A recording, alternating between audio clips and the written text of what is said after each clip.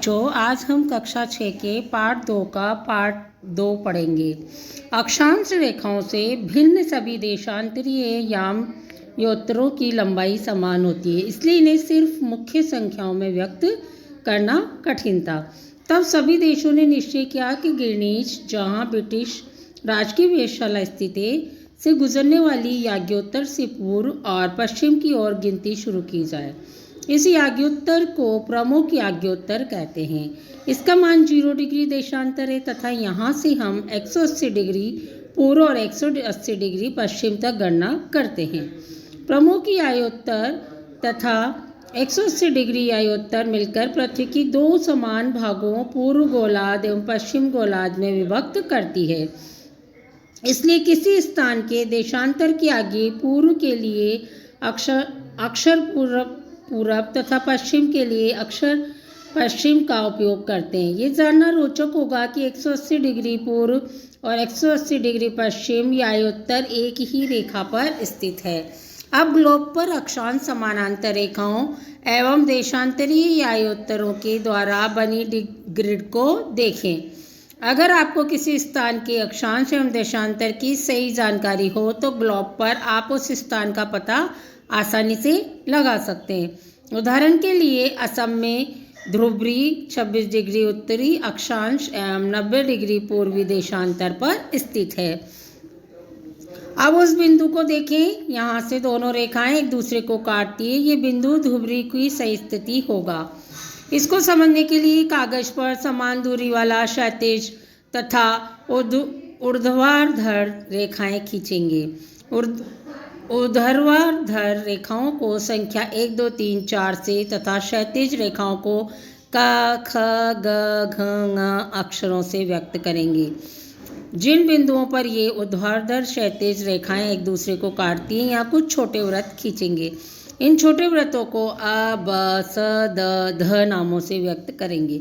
मान लीजिए कि ऊर्ध्वाधर रेखाएं एवं देशांतर एवं क्षैतिज रेखाएं उत्तरी अक्षांशों को व्यक्त करती है।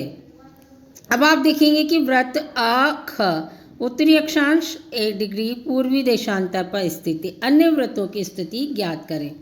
देशांतर और समय को मापने का सबसे अच्छा साधन पृथ्वी, चंद्रमा एवं ग्रहों की गति है। सूर्योदय एवं सूर्यास्त प्रतिदिन होता है, अतः स्वाभाविक ही है कि ये पूरे विश्व में समय निर्धारण का सबसे अच्छा साधन है। स्थानीय समय का अनुमान सूर्य के द्वारा बनने वाली परछाई से लगाया जा सकता है। दोपहर में सबसे छोटी एवं सूर्योदय तथा सूर्यास्त के समय सबसे लंबी होती है। गिनीश पर स्थित प्रमुख याग्योत्तर पर सूर्य जिस समय आकाश के सबसे ऊंचे बिंदु पर होगा, उस समय याग्योत्तर पर स्थित सभी स्थानों पर दोपहर होगी। चूंकि पृथ्वी पश्चिम से पूर्व की ओर चक्कर लगाती है, अतः वे स्थान जो गिनीश के पूर्व में, उनका समय गिनीश समय से आगे होगा और जो पश्चिम में है उनका समय पीछे होगा। समय के अंतर की दर की गणना निम्नलिखित विधि से की जा सकती है। पृथ्वी लगभग 24 घंटे में अपने अक्ष पर 360 डिग्री घूमती है, अर्थात 1 घंटे में 50 डिग्री 4 मिनट में 1 डिग्री घूमती है।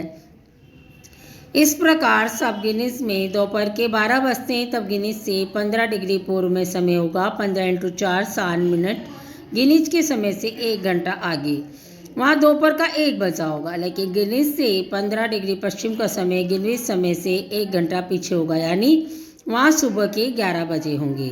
इस प्रकार जब गिनीज पर दोपहर के 12 बजे होंगे, उस समय 180 डिग्री पर मध्य रात्रि होगी।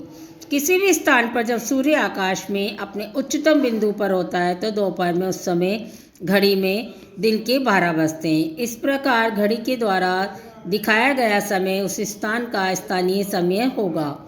आप देख सकते हैं कि दिए गए देशांतरीय याग्योत्तर पर सभी स्थानों का स्थानीय समय समान है।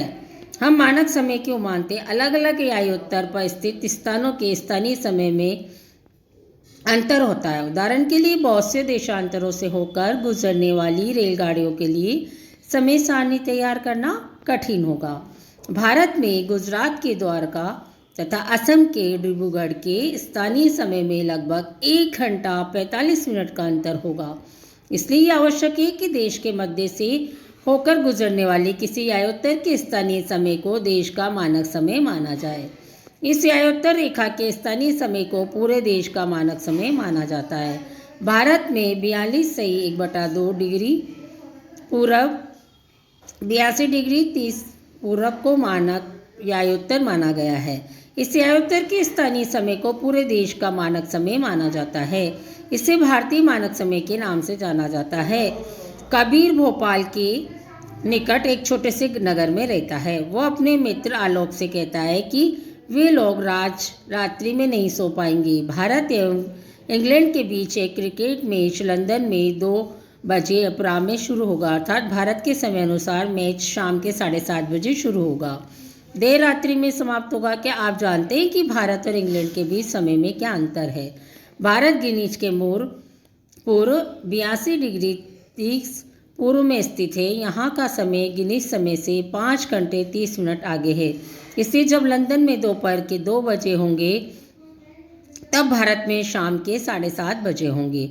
कुछ देशों का देशांतरी विस्तार अधिक होता है, जिसके कारण वहाँ एक से अधिक मानक समय अपनाए गए हैं। उदाहरण के लिए रूस में 11 मानक समय को अपनाया गया है।